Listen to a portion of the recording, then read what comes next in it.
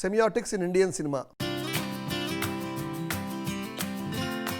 In this lesson, I tried to enlighten you as to how the hitherto westernized approach to Indian cinema has failed to offer a holistic image of Indian cinema.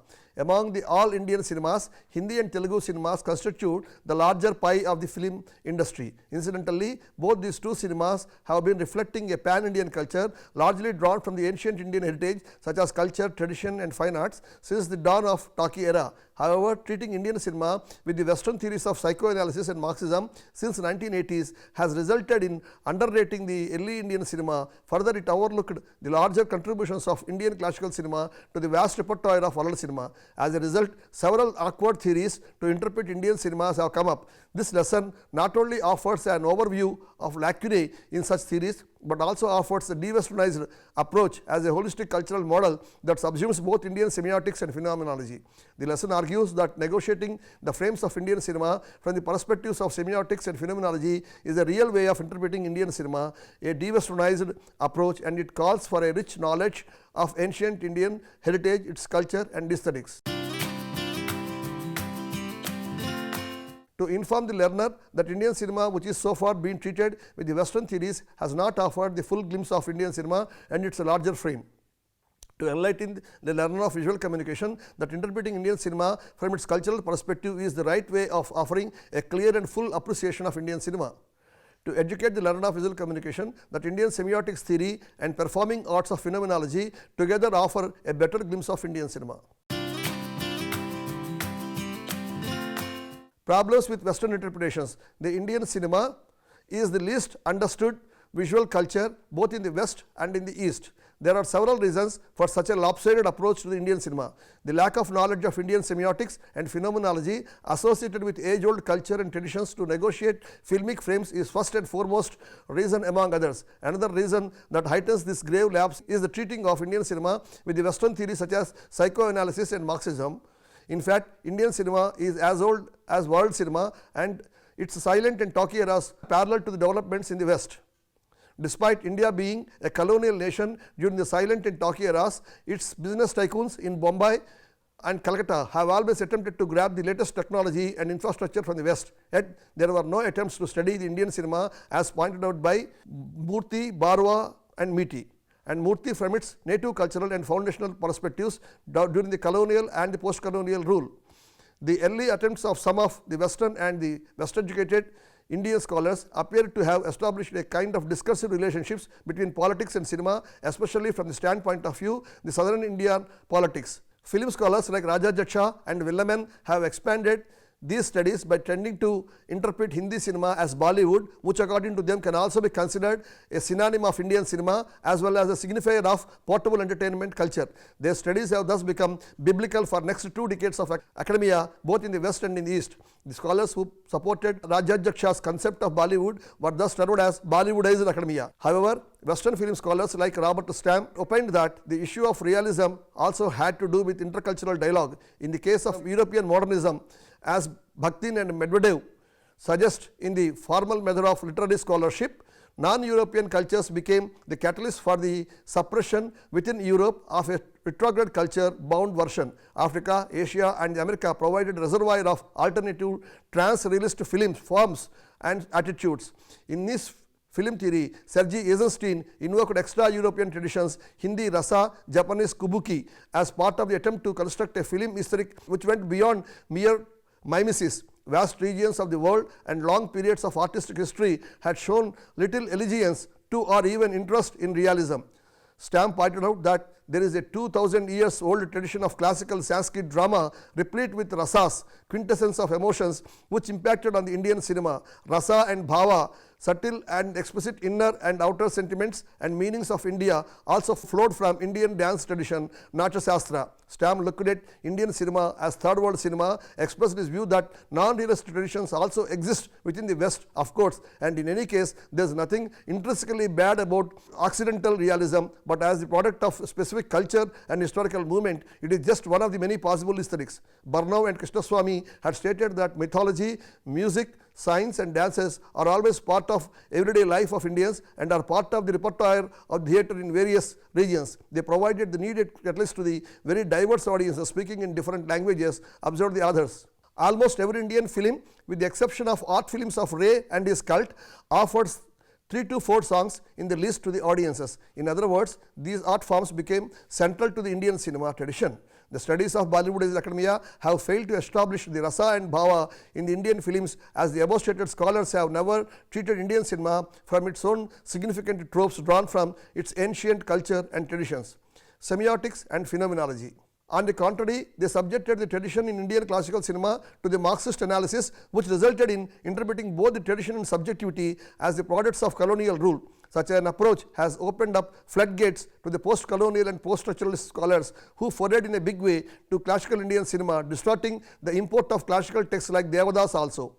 As this trend went against the grain of Indian tradition and classical cinema, the last decade has seen several scholars questioning the research done until now. The relevance of theoretical basis and the consequent findings arrived at by the above cited Bollywood academia were also seriously contested. Among the scholars who contested the authority of the Bollywood academia and their propositions on the Indian cinema, Murthy and Sarkar are prominent, while these scholars, through their independent research, dismiss the term Bollywood as a signifier of portable cultural industry and as a representative of Indian cinema. Murthy has clearly offered Indian cinema as a model for de-westernizing media studies. He also suggested that both Hindi and Telugu cinema together be described as Indian cinema, while other regional cinemas, with the exception of Tamil cinema, remained at the periphery, both in terms of production and marketing across the globe. By expanding his studies further, Murthy and Meety have shown how the semiotics and phenomenology of each of the Indian cinemas are distinct and unique, citing examples from Telugu cinema in comparison with Hindi cinema. Murthy, Barua and Meety have further demonstrated how the semiotics and phenomenology involved in Indian life have been deftly developed into camera angles, shots by its innovative directors successively. Murthy and his co-researchers have shown how innovations in mise-en-scene have negotiated different contextual meanings for the Indian audiences from the perspectives of the Indian spirituality and aesthetics that subsume performatory arts, while the latter are very much part of life of every average Indian. These angles and camera movements are typically different from the camera's movements and angles used in the West for expression of similar ideas. The semiotics in Telugu and Hindi cinemas is not isolated metaphors. They are part of the larger facets of phenomenology with which Indian culture is entangled. They are not just cutaway shots for change of a sequence either. They are part of the diegetic content of the film. They offer an added meaning to the existing understanding of a scene, character in a given context of the film. On a similar line, this lesson argues that colors, costumes, lighting, settings, etc. are culturally specific. Refer to my earlier lessons in this course on colors, pictures and portrayals in Indian context. In Indian cinema, they are borrowed from the typical descriptions in Indian epics, religious texts and literary texts. The lesson therefore adopts Murthy's meta-theoretical model, Indian cinema as a model for de-westernizing media studies. Negotiating semiotics of mise-en-scene in Indian cinema. Indian life is full of splendor. Be it any region of India, a number of festivals stemming from national and regional culture greet the citizens throughout the year. Each festival is celebrated with a sense of fervor and gaiety. A number of festivals in India, irrespective of regional differences, are associated with nature that subsumes worshipping of nature in its original and pure form.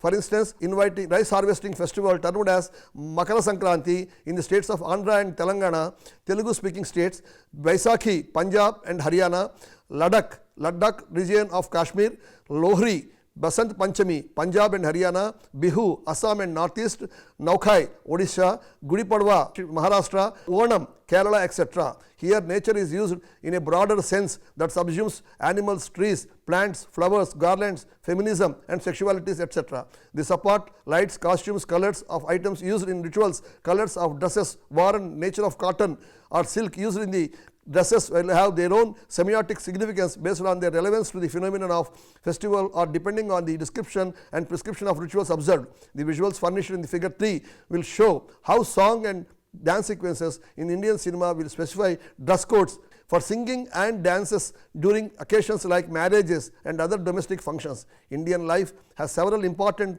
facets that are distinctly different from the Western societies. Majority of Indians not only believe in God but also believe that God itself is manifest in all and every where including humans, starting with Upanayams, thread ceremonies, a girl's attainment of puberty age, of maturity functions, marriages and child's cradle ceremony, housewarming ceremony, entering a newly constructed house, Bhumi Puja, worshipping the land before constructing a house complex on the site, and every step of Indian life is associated with an array of rituals that are part of India's wider culture. With subtle differences, almost all the facets of Indian life cited here are common across regions in India. The visuals in figure 3 deal with how prayers are offered to the Lord Sun at seas or rivers. They would also show how the rituals for deceased elders are performed at seashore by legal heirs in memory of their late father or forefathers, etc. Even the ashes of the cremated kith and kin are merged in rivers or seas on certain occasions like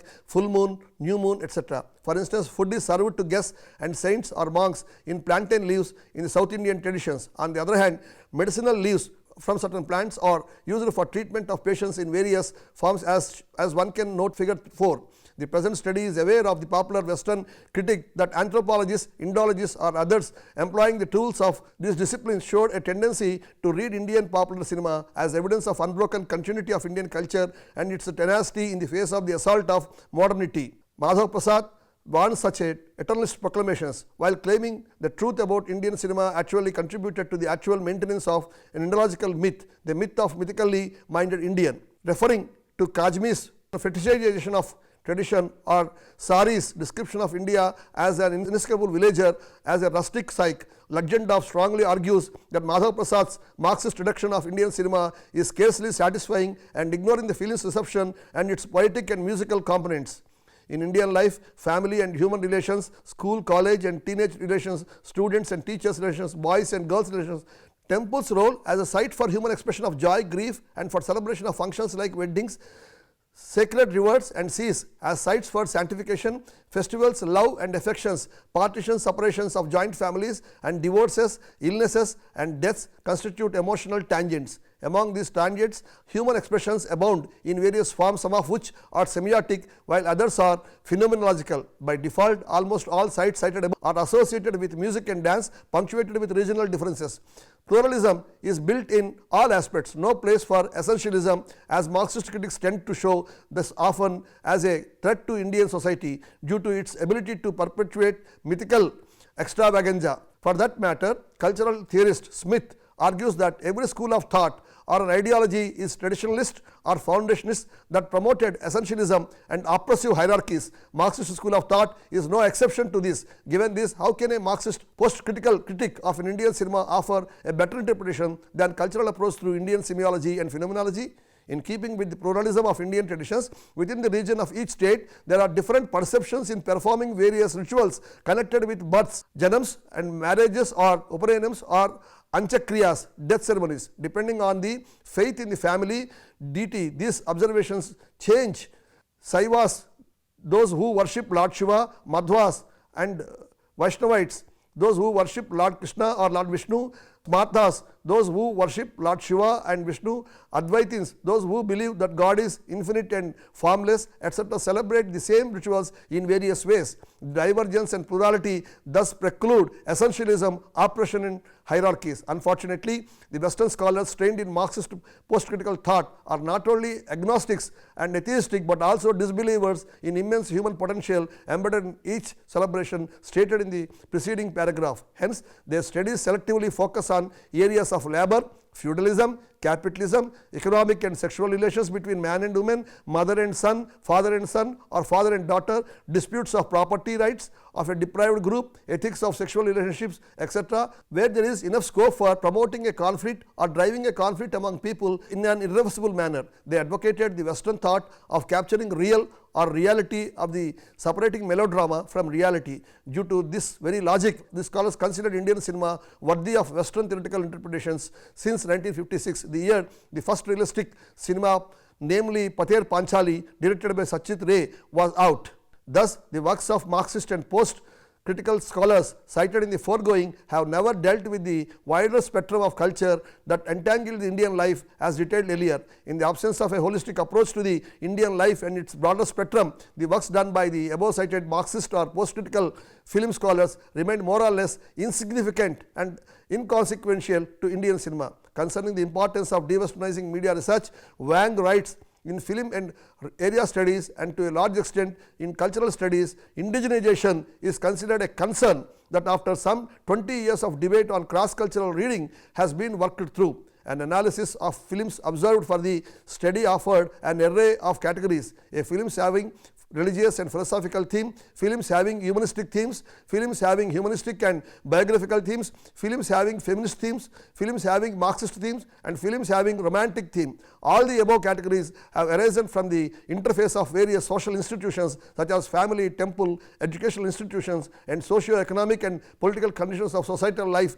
and the consequent interactions arising thus keep multiplying in different formats. These films have offered immense evidence with an array of scenes that subsumed not only phenomenological and semiotic shots but also offered innovations in Indian film making. For instance, in figure 2, the author has grouped a few frames of film from across different languages showing a commonality of singing to an accompaniment of simple music instruments. These are considered as simple philosophical songs, also known as tattvas, and weave round the human life that is diegetic and essential in the narrative.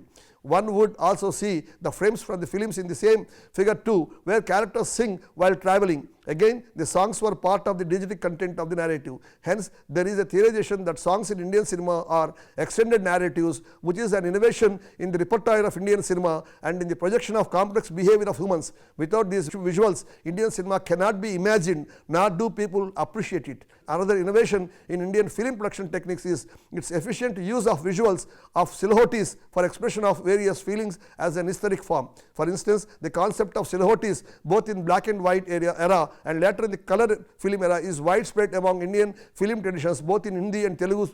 Though much of its sheen is lost in Hindi films, the South Indian film industry, especially Telugu besides Tamil and Malayalam to some extent, still continues to use silhouettes as an aesthetic form to convey various shots such as grief, pleasure, solitariness, gloom, etc. These are shots of semiotics basically and to be understood culturally and traditionally. Silhouettes are also used to enhance or build up emotion, rasa and bhava among audiences. They are used as an aesthetic spectacle in Telugu film songs without an exception, though Hindi film songs today do not follow this pattern any longer. Even the visual reading of the basic camera shots such as high angles and low angles besides cutaway shots is not same as that of Western films like Hollywood or European or Middle East.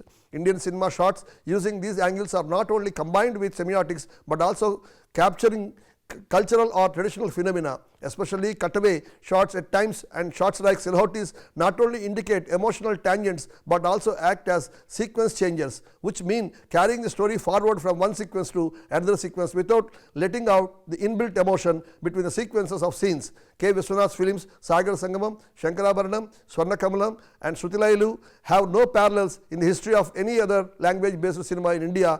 Insofar, the ability to combine classical arts such as dance and music to eliminate the caste distinction and artificial barriers that divided the Indian society into a number of groups, subgroups for over centuries.